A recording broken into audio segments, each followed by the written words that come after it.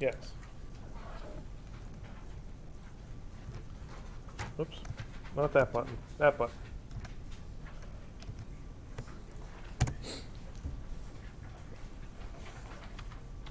So, first of all, an intro, a definition.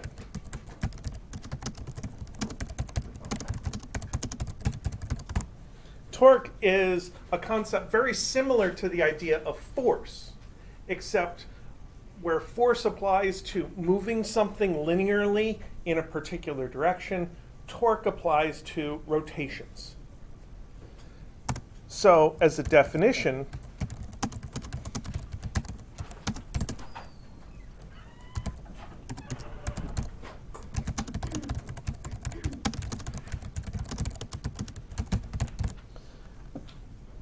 you could call torque an attempt to rotate an object, or even an attempt to restrict the rotation of an object. One of the things I said about force at the very beginning is that force is an attempt to move an object or an attempt to restrict the motion of an object. So I feel like this definition is very parallel to that. Now, if you want something to spin, if you want something to rotate, then you kind of have only really one way of doing it. You have to apply forces to the object. You can apply a single force that has a tendency to rotate the object, or you can apply multiple forces that together have a tendency to rotate the object. So that means that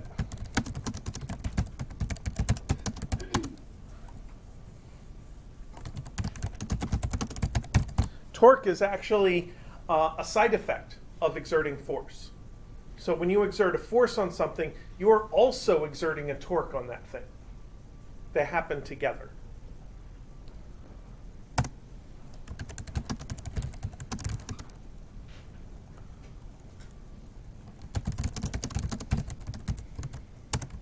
So we're of course going to be able to measure torque, which means it's going to have a value. And before we get to a formula, I want to think about what kinds of things are supposed to be in a formula for calculating torque. So since torque is a side effect of force, it seems pretty natural to say that the force, the amount of the force or the magnitude of the force,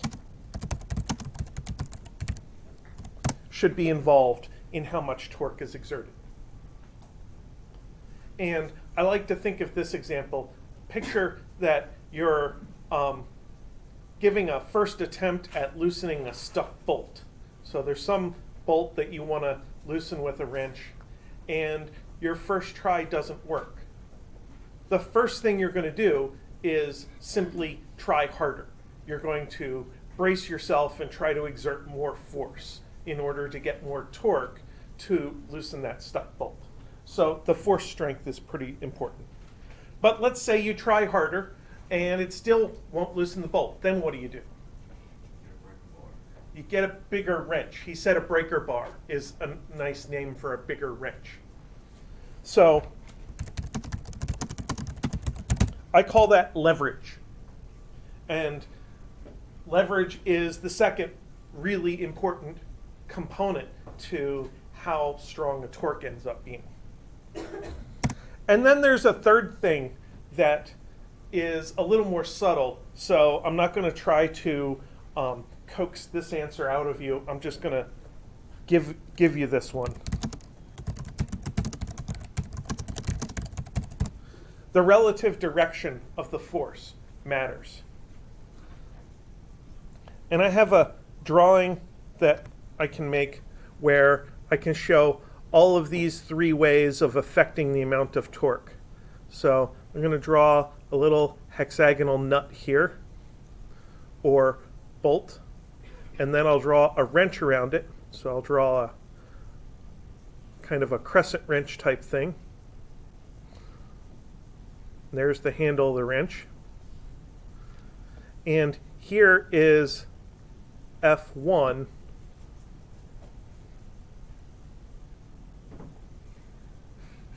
Which, out of the options for forces that we can exert on this wrench, is going to be the most force that we can exert, or I'm sorry, the most torque that we can get out of this. So to just merely adjust the amount of force, I can draw an equivalent arrow, F2,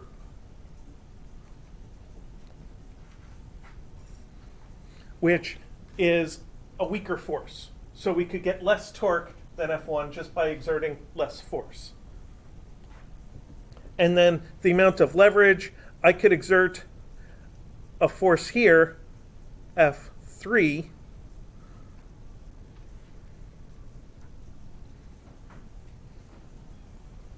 which has less leverage than F1. So F3 is going to exert less torque than F1, just because instead of grabbing the end of the wrench, somebody grabbed the middle of the wrench for F3.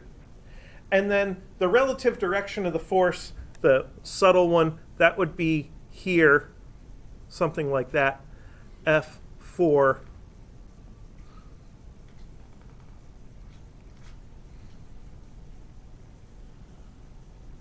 That is not perpendicular to the lever. If you want to loosen a bolt, you want to push perpendicular to the wrench. Picture a fireman trying to open that nut on top of a fire hydrant. They put the giant wrench on the fire hydrant, they stand off to the side, and they start pushing it around in circles. They have to push perpendicular to the lever in order to get the most torque out of it to actually loosen those valves that are probably 15 feet underground and all rusty that they're trying to loosen. So those three things we want to go into a formula for torque. So that leads us to the idea of various ways of calculating the torque. And I recommend that we use in our course only one of two formulas for calculating the torque.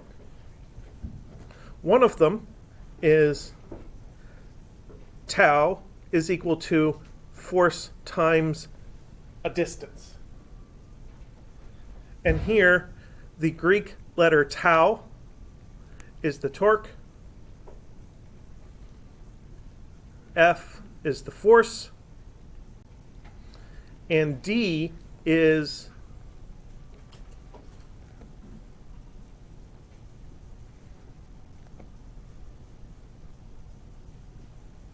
specifically the perpendicular leverage. That's the easiest way to calculate torque, is just to take your force times a distance, and as long as you pick out the right distance, you get the amount of torque. So that gives us the conclusion that torque, symbolized by tau,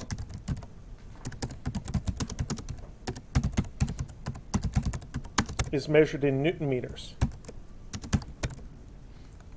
And we symbolize Newton meters with the capital N lowercase m. Sometimes people sandwich them up against each other, just like in algebra equations, like 2x is 2 times x. Sometimes people put a little multiplication symbol in between them. Sometimes people put a space in between them. But the idea is that this is formed out of newtons from the force times meters from the distance. That gives us our units of torque. One thing you do want to be a little careful of is in multiplication, you're allowed to reverse the order of the numbers, like 2 times 3 and 3 times 2 are both the same thing. And that might make you think, well, you can call them meter newtons. But I don't recommend that, because if you write the m first and then the capital N, then it looks like it might be millinewtons, that the lowercase m might be the prefix milli instead of meters. So by ordering it with the capital N first, you kind of get rid of that ambiguity and make sure that what you're writing is clearly the units of torque and not just some tiny amount of force. Now later, we're going to have another quantity which is calculated as a force times a distance. But in that case, we're going to take the newtons and the meters and combine them together and call them joules. Whereas here, we just call them plain Newton meters. We leave it the force units times the distance units. When I first encountered torque, it was in a kind of a car mechanic type situation. There was a shop manual that was telling me how tight to make a bolt, and it didn't give me a torque in Newton meters. It gave me a torque in foot-pounds. And Foot-pounds is our US customary unit of length times a unit of force. A pound force is the weight of a pound mass. So if you take something that has a mass of 1 pound, its force of gravity is also going to be 1 pound. And foot-pounds and newton meters are actually pretty close to each other. It's well within a factor of 2. It's about 13 newton meters to a foot-pound, something like that. So newton meters are a little smaller. It takes more of them in order to be an equivalent amount of torque as whatever foot-pounds you have.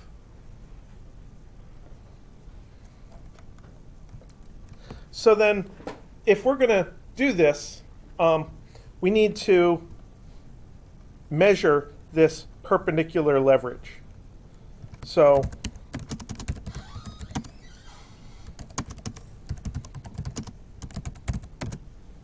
let's look at an example where we might want to calculate the torque of a tension force. So we'll have a floor over here. And I like to draw little hash marks representing the solid part of the floor. And we're going to have a bar or a wooden beam or something like that. And up here, I'm going to put a force of tension. That's the force we care about.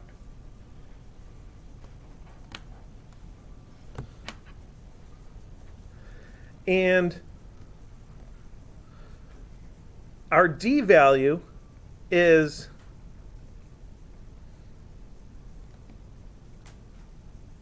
the distance from the line of the force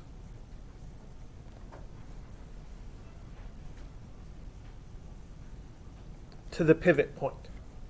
So out of those two things that we're measuring the distance between them, one of them should be fairly clear what it is. I don't need to explain it too much. The line of the force is an imaginary line that goes up and down through the arrow of the force. That's the line of the force. But we need to measure the distance from that line of the force to the pivot point. And that means we need to kind of decide where the pivot point is supposed to be. We need to pick a pivot point. It's very often up to us to pick the pivot point. Sometimes it's really clear where the pivot point is supposed to be. Sometimes there's a hinge or a pin or something like that, and you know exactly where the pivot point is. But on other times, you kind of have to think about it for a little while. The thing to imagine is if this thing did move, where would it rotate around? And to me, in this particular diagram, I think if I let go of the tension, if I just cut the string, it would just fall down and lay flat on the table. So that makes me think the bottom edge is a good pivot point. As it turns out, when we analyze things in our class, we have the freedom to choose the pivot point wherever we want. But if you make it somewhere sensible, it'll make it easier for you to imagine what's going on. So you want to try to pick a pivot point that seems reasonable. I like to put a nice big dot in the middle of my drawing, or I like to put a nice big dot at the pivot point in my drawing, just so I know where it is. So the line of the force is the dash, dash, dash, dash that I don't always draw, and the pivot point is the big dot that I do try to always draw in my drawing. So then to measure my distance D, I just want the horizontal distance between the dot and the dashed line of the force. And that's all I need for the distance D. So maybe I know 1.5 meters as a distance up and down there. And maybe I know that this angle is 25 degrees. So in order to find this perpendicular distance, all I have to do is a little bit of triangle trick.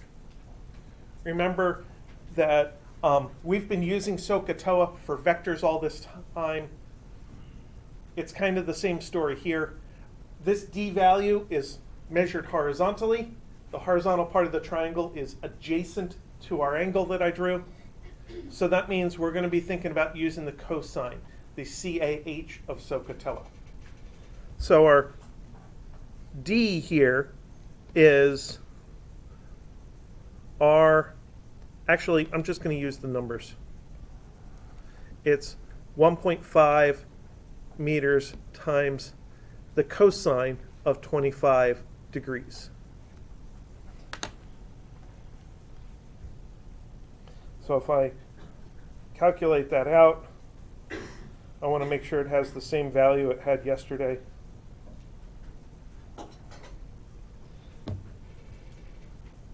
Well, I can't type as well as I did yesterday. It's 1.36 meters.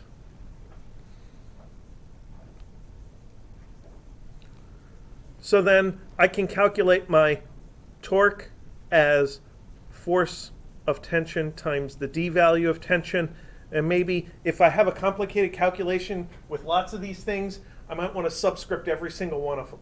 The torque of the tension force is the force of the tension force times the perpendicular leverage of the tension force.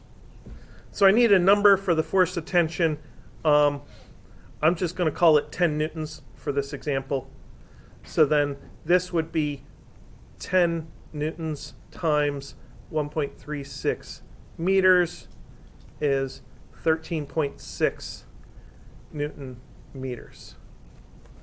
And very often I like to put a dot in there symbolizing multiplication between the newtons and meters, but I couldn't type it up there, so I didn't type it. So that's the easiest case of calculating a tension, where you have a very clear geometry and a known force, calculating tension, calculating torque. And then you can calculate the amount of torque that that particular force exerts.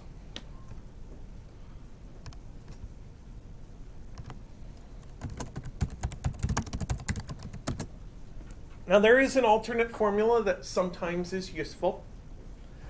And that alternate formula is tau is equal to FR sine theta. And in this formula, we have to be a little bit careful. R is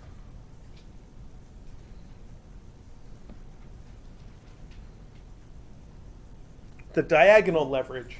You would only use this formula if the lever was actually diagonal. And then theta is a very specific angle.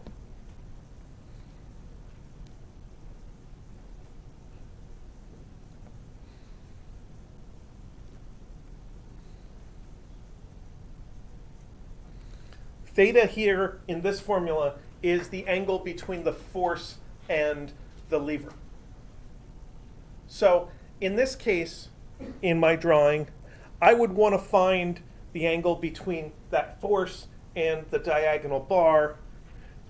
You might call theta this angle up here.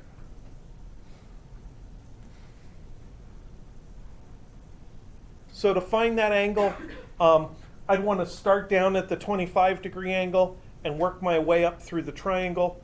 I know that the bottom two angles are 25 and 90, and I know that a triangle has to have angles that add up to 180.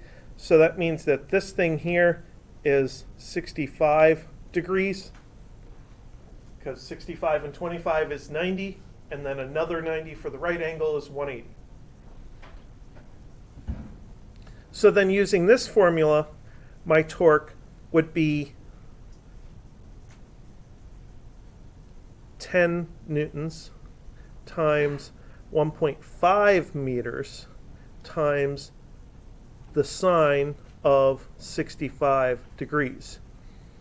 And it comes out to 13.6 Newton meters. And that works out because the cosine of 25 and the sine of 65 are the exact same value. There's a trig identity that says that cofunctions of complementary angles are equal. I can scroll it up a little bit more so I'm not walking in front of it the whole time. So by the first method of calculating torque, you just take the force times the perpendicular distance, and you find the distance by geometry. But by the second method, you take the torque as the force times the diagonal distance times the sine of theta, and you have to find that particular theta that goes in the formula. And like I said, it's got to be the angle between the force and the lever in order to use that formula. It might not be the theta you're given, so you may have to call one of them theta 1 and call this one theta 2 or something like that. But if you can find that angle between the force and its leverage, then you can use that second version of the torque formula.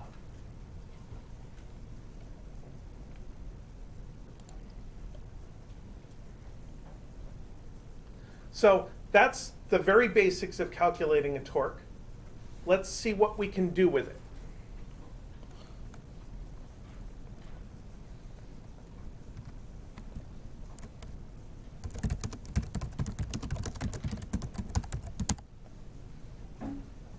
When we talked about forces, one of the first things we did was Newton's second law.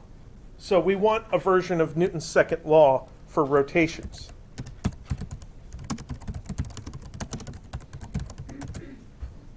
So our first version of Newton's second law was F net is equal to ma. And that's a pretty standard form for a science equation to say that something is formed out of multiplying two other things. But it's also sort of standard because this represents some kind of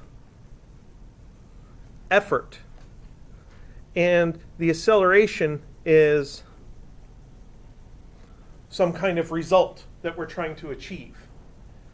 And the m value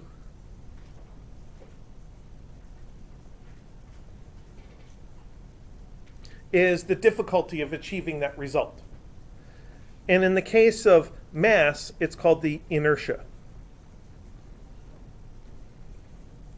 So if you take the inertia of an object times the amount of acceleration you want, it tells you how much force you need in order to make the object accelerate. So for rotations, it actually looks very similar. The net torque is I times, and there's a different symbol for the acceleration. We use the symbol alpha. So this is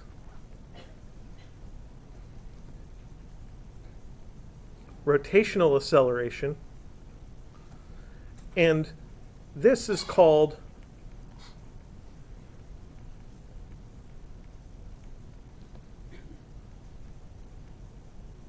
the moment of inertia. And the moment of inertia is the difficulty of making something rotate. The moment of inertia includes the mass of the object. Massive things are harder to make spin than light things are. And that kind of makes sense, because massive objects are more difficult to move around than light objects are. And that's even without gravity. Astronauts in the space station are not experiencing gravity because both they and the space station are free falling. But they can move small things around very easily, and big things, they still have to exert some effort to move big things around. Now to move something around up there, there's no air drag if you move it really slowly, and there's no gravity to worry about, but it still takes effort to make it move. And that's kind of how moment of inertia behaves.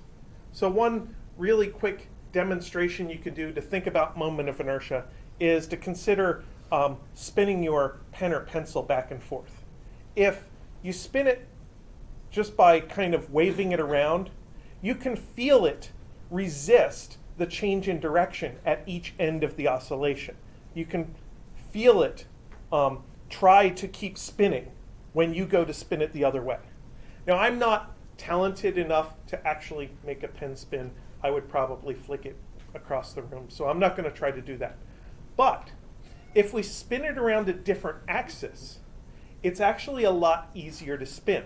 So if I just wiggle it back and forth, I can feel it and it resists the spinning.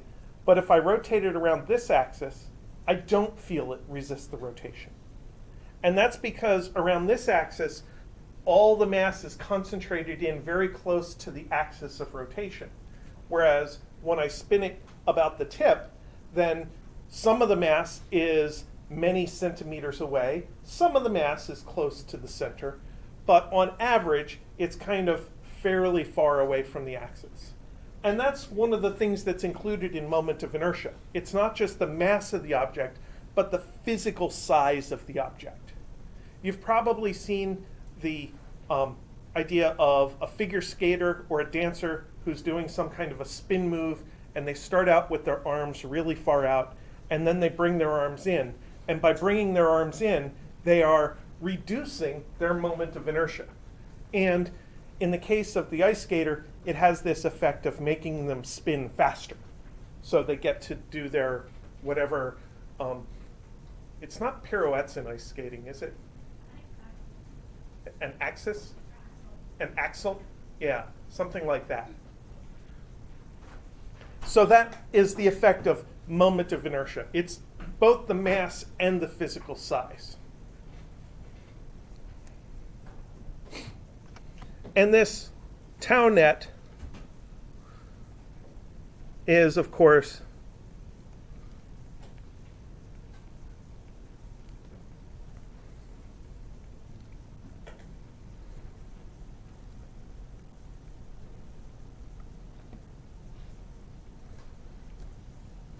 the net torque. But it's got to be the net torque about a particular axis. When you go to calculate the net torque, to actually write a formula for it, you have to add up some individual torques. And each one of those individual torques should be calculated using the same axis. So let's go ahead and do an example of this. And rather than deal with that diagonal bar from the previous page, let's do the easiest example possible. The easiest example possible is a seesaw or a balance.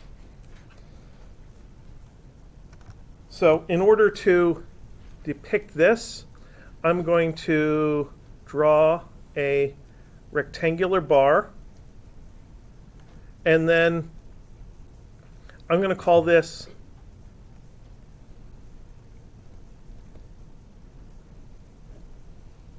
a massless beam. By calling it massless, I don't have to worry about the force of gravity on the beam itself. I don't want to clutter up my analysis right now. To make it a balance, I need a pivot point.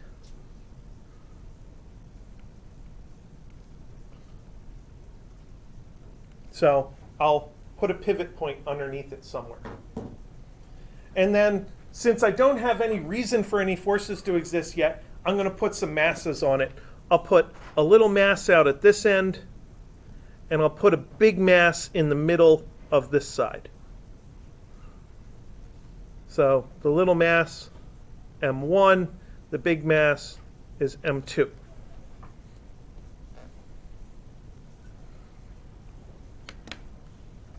So to do the analysis of this situation, I need a free body diagram. And when you do a free body diagram and you want to calculate torques out of it, you kind of have to make a slightly more complicated diagram than we had to make for regular forces. Because we don't just want to be able to see the forces and the directions of the forces. We want to be able to see the leverages of all the individual forces. So we actually have to draw a big object. We can't just draw a dot in the middle of the diagram. I usually try to draw something boring that looks like a rectangle. So it's basically going to be the exact same as the object in this particular case. And then you want to include forces such as F1,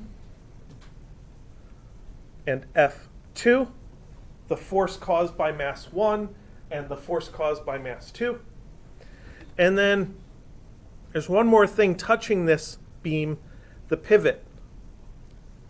So the force of the pivot point.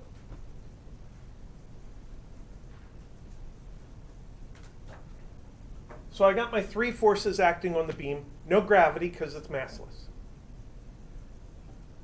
I need one more thing in the diagram. To see the leverages, I need to know the distance between each force and the pivot point. I have to draw the pivot point in my diagram somewhere. And in this particular case, my choice of a pivot point for calculating torques is pretty straightforward because I have a pivot point.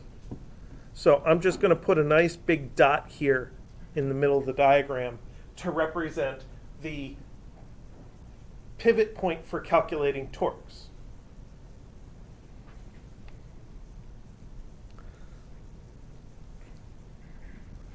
Okay, so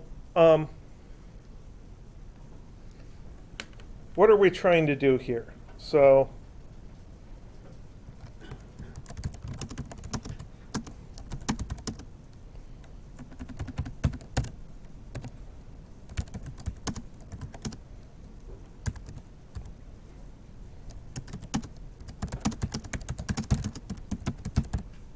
let's say that this is an actual seesaw, and M1 is representing a child, 30 kilograms, and 2 meters from the pivot point.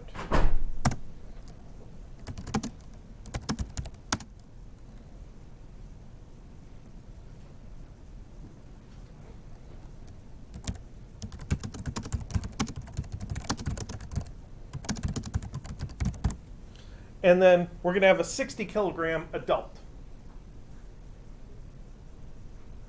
who wants to balance on this seesaw. So that's a 130 pound person, a light person,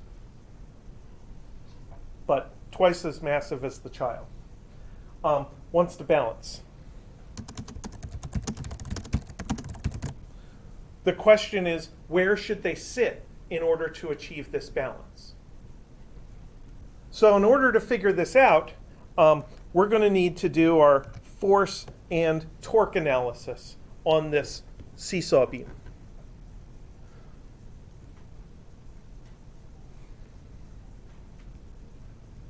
So let's do forces first. When we do the force analysis, all we have to do is add up the forces we see. I see a plus force of the pivot minus F1 minus F2, and that all has to equal 0.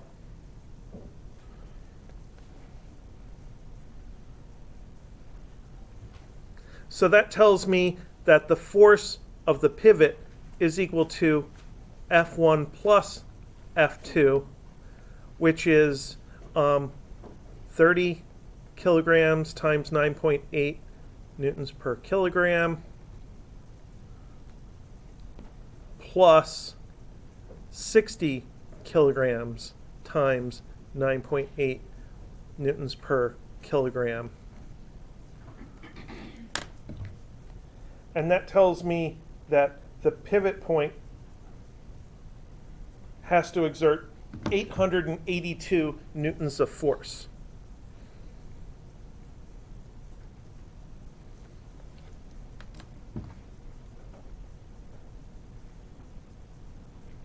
So the child is 294 newtons. The adult is 500 and some odd newtons. And together there are 882 newtons worth of weight to support in a static situation. All of that weight must be supported, so the pivot has to exert 882 newtons. But forces alone don't tell us where the adult should sit. So then we have to calculate torques.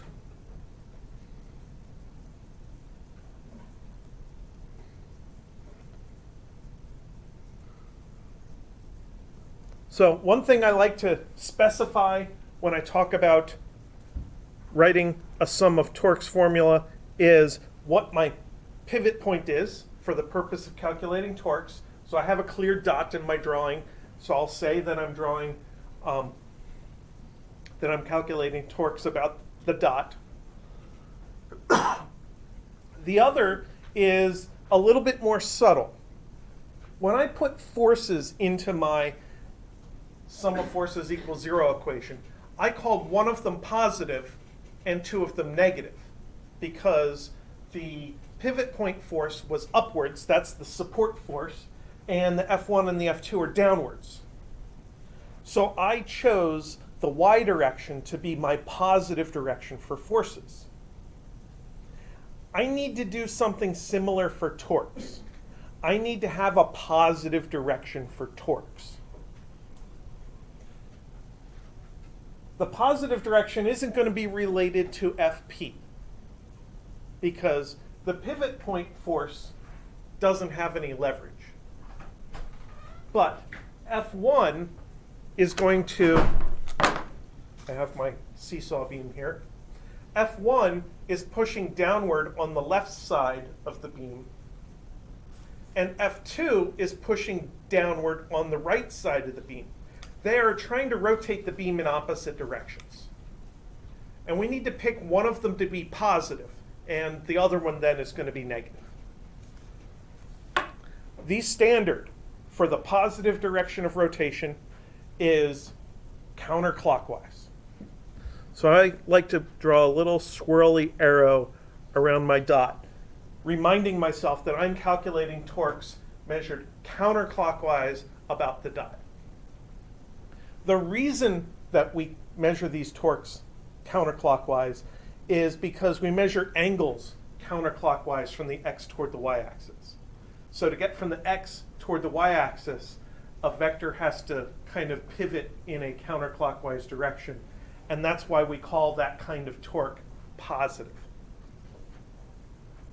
So now that I know my pivot point and I know what direction is positive, now I'm enabled to actually write down the torque of each one of these forces.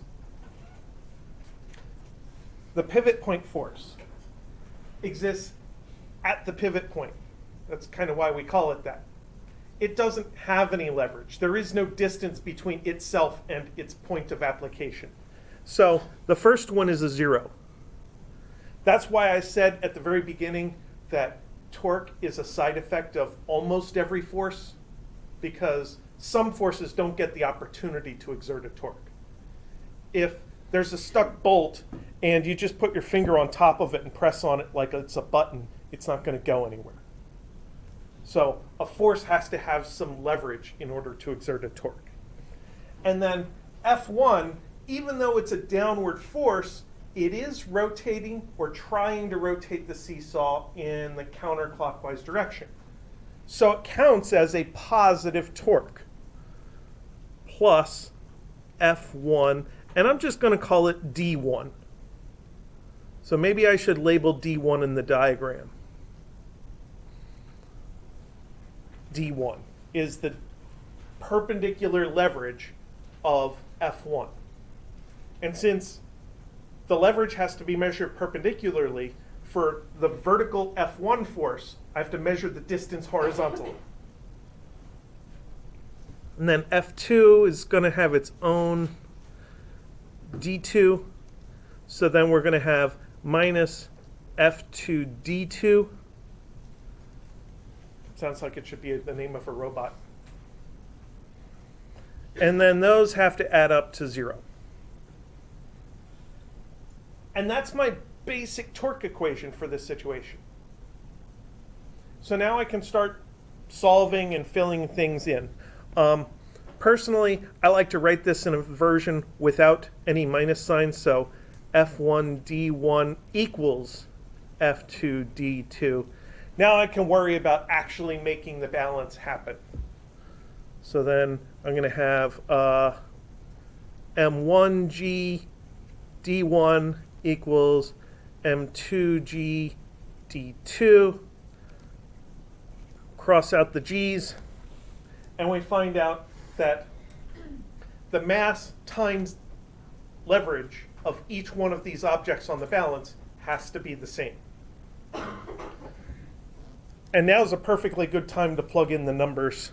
So we get 30 kilograms times, this was 2.0 meters for the child, is 60 kilograms times D2. So then D2 is 1.0 meters.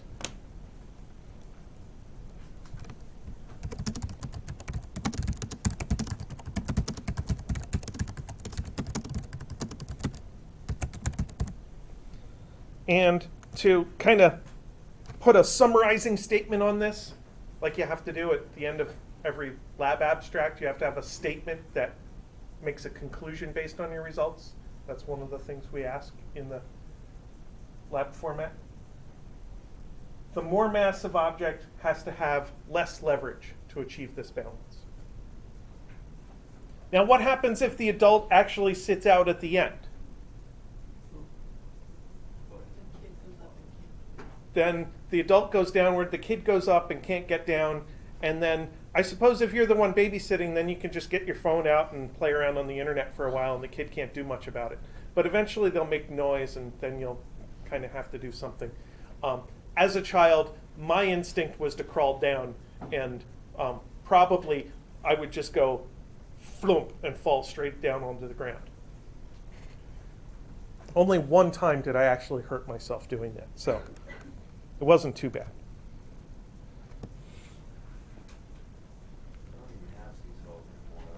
They don't have seesaws anymore in parks?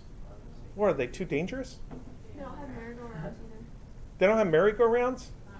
Oh, we almost really killed each other in the merry-go-round. Because our instinct was to try to make it go as fast as possible. And then somebody would fly off into something. Usually the littlest kid. Sometimes the littlest kid. Sometimes it was just somebody who wasn't paying enough attention. Okay. So now, what do I want to do next? Come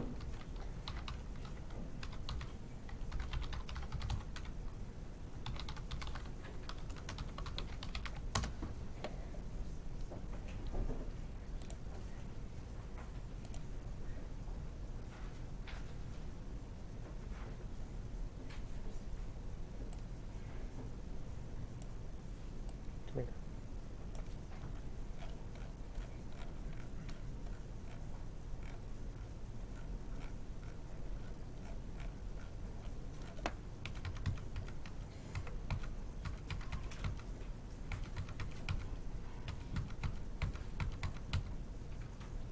Yeah.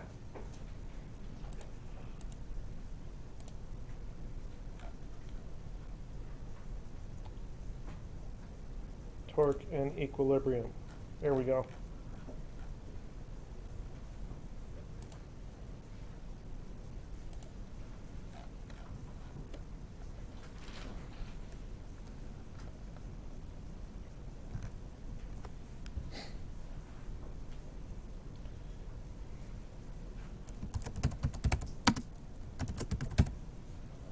So another typical example of a torque analysis is something that I don't have a good name for it, so I'm going to call it a banner post.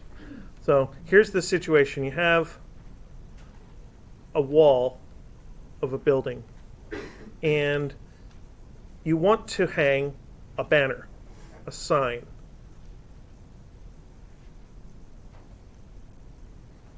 From a post.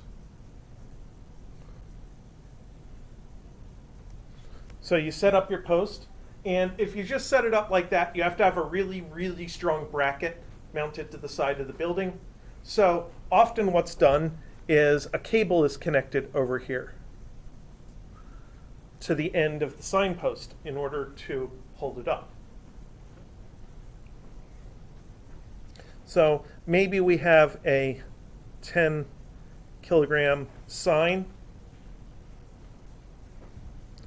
and we could also have a 2 kilogram post, because something strong enough to hold up a 10 kilogram sign probably isn't massless by itself. And let's see, how long are these things? 2 meters.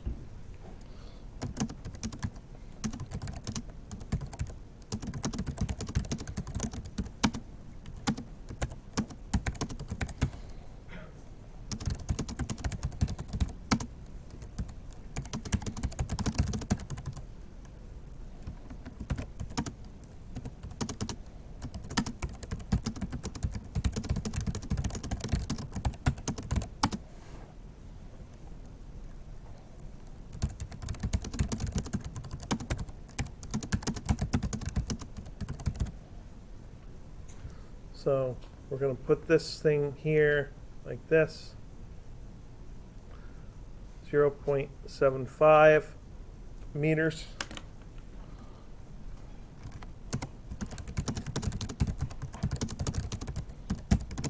And our purpose is to know how strong this rope has to be. What kind of cable do we need in order to hold up this sign?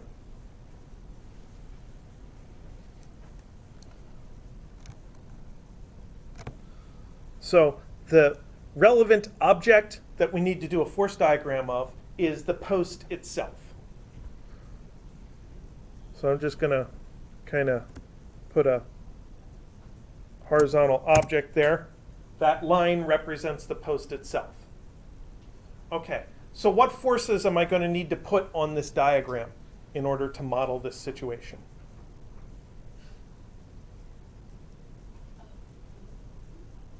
What's that? The pivot point, the place where it's touching the wall, is going to have some forces. So if it's attached, it would be a pin force, like maybe X and Y components of a pin force. But if it's just kind of leaning against the wall, you could even call it a normal force, F sub n, and then a friction force on the wall. Will the wall have to push upward or downward in order to hold this still? If it's slippery, which way is the post going to go? If the wall's slippery, it's going to fall down. So friction fights that. So friction would be upwards. Okay? F sub F. So we start at the left side of the diagram. We got a contact force. What other forces do we want to put on our diagram? The mass causes a gravity force. Gravity goes in the middle. F sub G. And that's going to be 19.6 newtons, because it's mg of the object itself.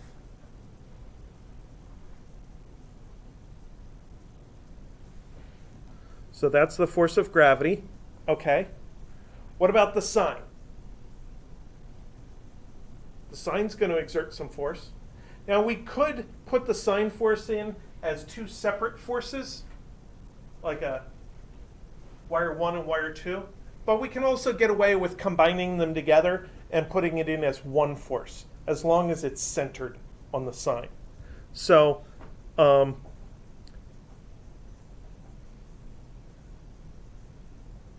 I guess the sign is way out here. F sub S is equal to 98 newtons.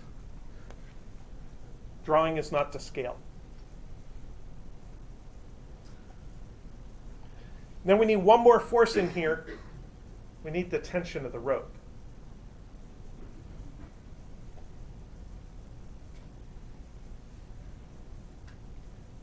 F tension.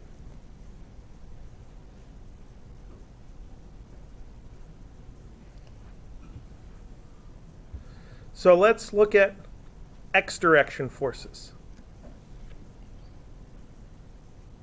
X direction forces, I have a rightward positive normal force, F sub n, and then I have that diagonal tension force. I need to somehow split that diagonal force into X and Y components. How do we want to do that? We need to kind of make up an angle for this tension force. Maybe if I just draw an angle, it'll help me figure things out along the way. Let's call that theta. So I need the x component of the tension force. How big is it as compared to the full tension force? To calculate a component, I should be using a sine or a cosine of theta.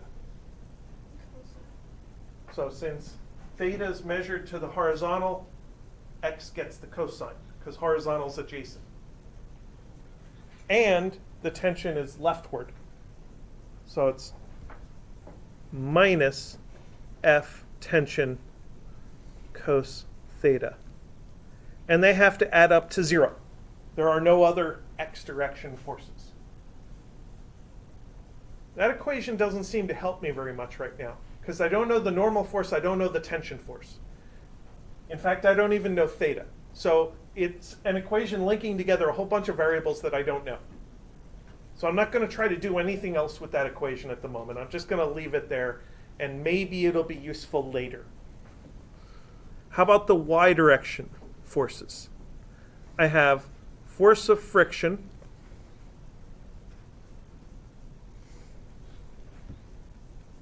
minus 19.6 newtons for gravity, minus 98 newtons for the sine, plus Ft sine theta equals 0.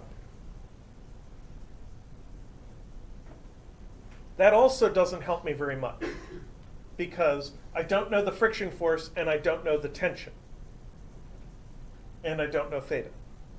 So that means I pretty much absolutely have to go to calculating torques.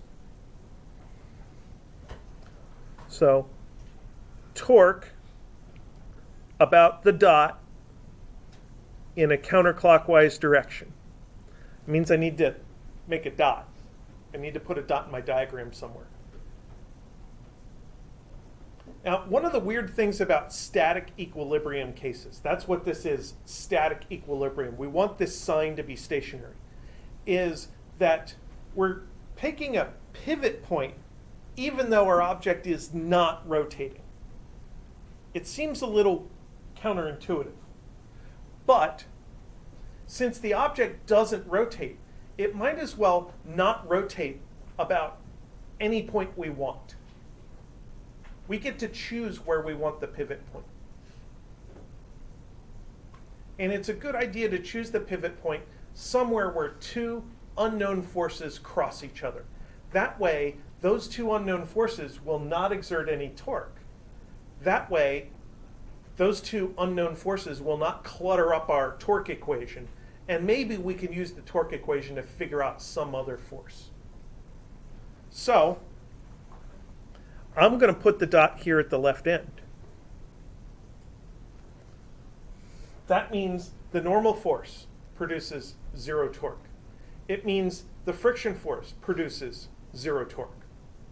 And I'm left with just one force left over. One unknown force left over. So I'm going to have the minus force of gravity, distance of gravity. I'm going to put these in as symbols first so we can kind of see where all these variables come from. Minus force of the sine, distance of the sine, and plus force of tension, R of tension, sine theta of tension equals 0. So let's get in there and figure out all these values. So we know the first 4 values. This is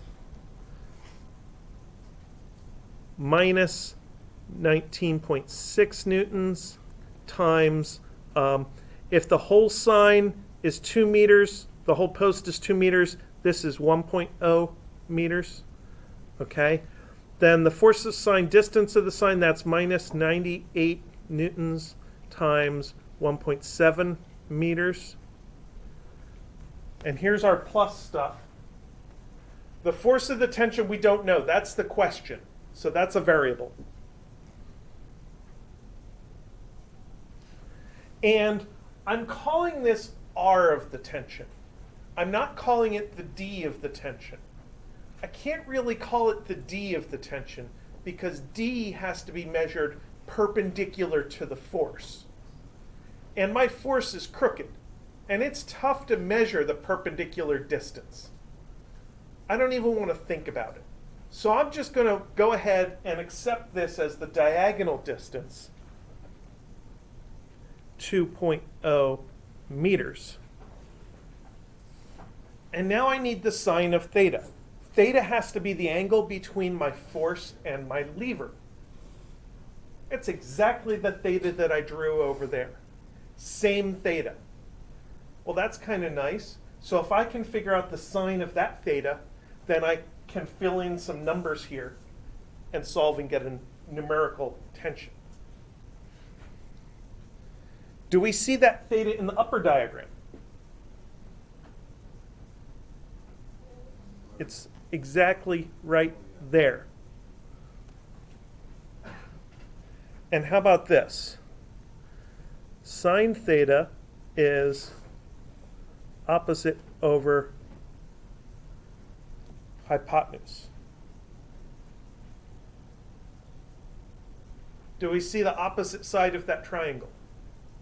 That's the 0.75.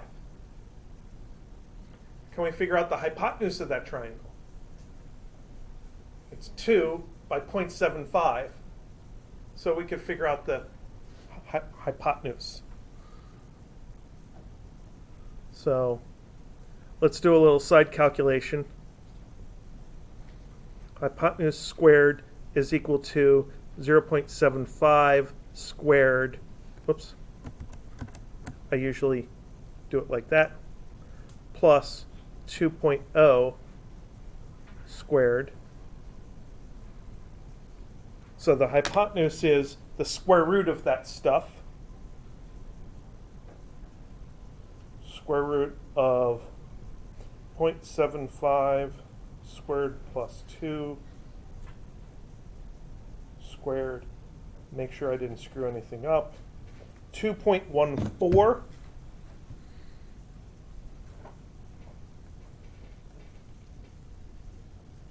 meters. So that's how long the rope has to be to get from the end of the beam up to the wall. And then we could just put those things in here as 0.75 over 2.14. Since sine of theta is the opposite over the hypotenuse, let's not calculate theta. Let's just literally put in the fraction, opposite distance over hypotenuse distance. And it serves as an equivalent. So now these things are all numbers except for force tension, and we can calculate the numerical force tension. Let's do that. Force tension is equal to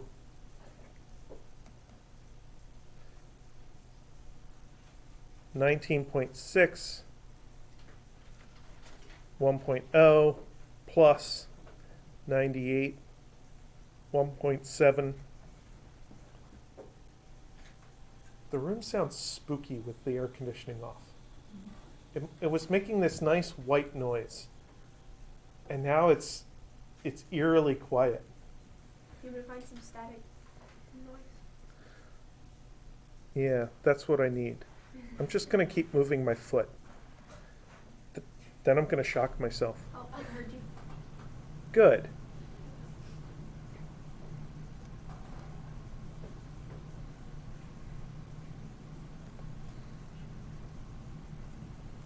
So these things get added over to the other side of the equation.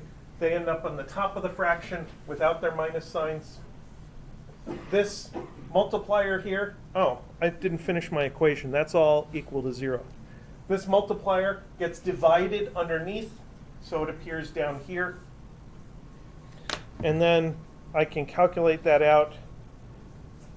19.6 plus 98 times 1.7 divided by parentheses for the denominator, 2 times 0.75 divided by 2.13, close parentheses for the denominator, and I get a tension of 264 newtons.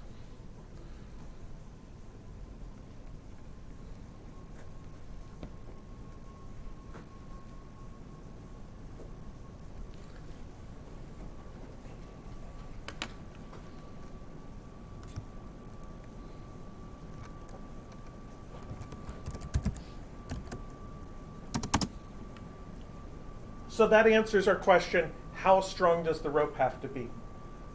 It has to be a fairly strong rope.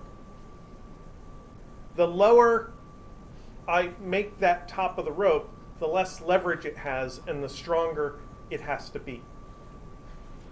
One thing I want to point out was that the torque of the tension was force of the tension times R of the tension times sine of theta tension, which was 2.0 meters times Ft sine theta.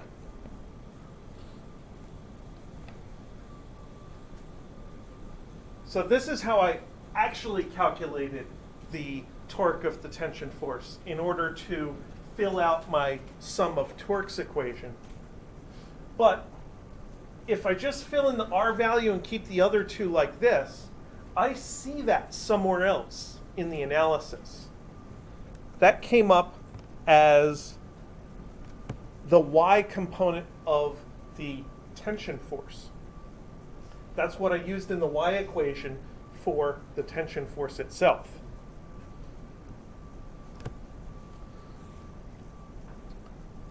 So this was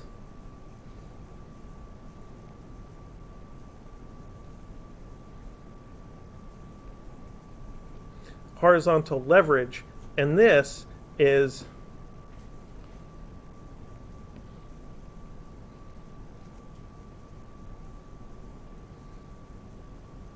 the vertical force component. So when you read the textbook about torque, you are planning on reading the textbook about torque, aren't you?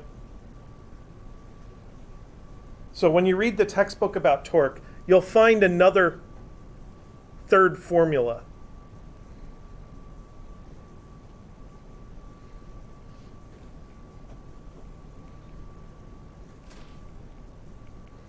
And that is that torque is force perpendicular times R. And this third version of the torque formula is kind of like saying